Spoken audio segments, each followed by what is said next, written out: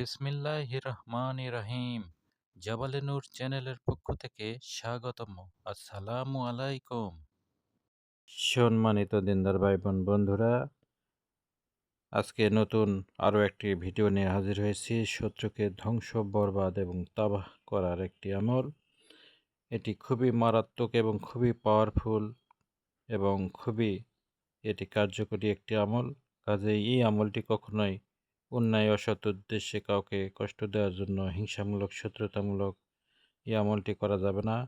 যদি সত্যিকারের কোনো কঠিন শত্রু থাকে এবং তাকে বারবার বোঝাবার সত্ত্বেও সে যদি আপনার সাথে শত্রুতা করতে থাকে, আপনার ক্ষতি করতে থাকে, আপনার সম্মানহানি ঘটাতে থাকে, তাহলে এই আমলটি করবেন। ইনশাল্লাহ শত্রু একেবারে নিস্তেজ হয়ে যাবে।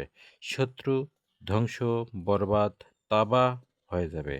যতক্ষণ শত্রু জ্বলে পুড়ে ছারখার না হয়, ততক্ষণ পর্যন্ত এই নকশার কার্যকারিতা চলতে থাকে। সম্মানিত দিনদার ভাই বোন বন্ধুরা, এখনও যারা আমাদের চ্যানেলটি সাবস্ক্রাইব করেননি, এখনই সাবস্ক্রাইব করে নেবেন। সেই সাথে লাইক, কমেন্ট, শেয়ার করবেন। সেই সাথে আরেকটি কথা বলে নেই, আজকের এই আমলটি নেওয়া হয়েছে শত্রু ধ্বংসের ভয়ঙ্কর আমল তৃতীয় খণ্ড থেকে।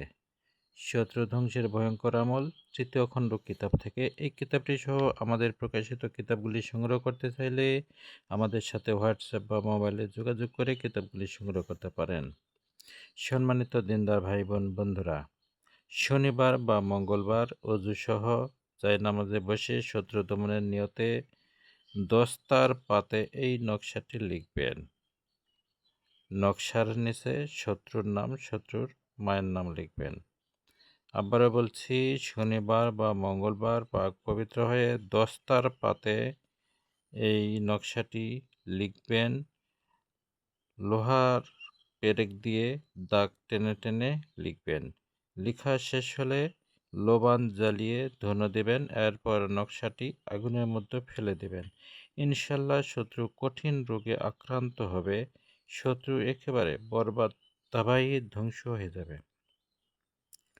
তবে ছোটোখাটো বিষয়ে এই আমলটি করবেন না, করলে নিজের ক্ষতি হতে পারে। কাজেই সাবধানতার সাথে এই আমলটি করতে হবে। কঠিন, শক্তিশালী এবং নাছোড়বান্দা কোনো শত্রু থাকলে তার বিরুদ্ধে এই আমলটি করতে পারেন। ইনশাল্লাহ শত্রুকে ধ্বংস, বরবাদ ও তাবাহ না করা পর্যন্ত এই নকশার কার্যকারিতা চলতেই থাকবে।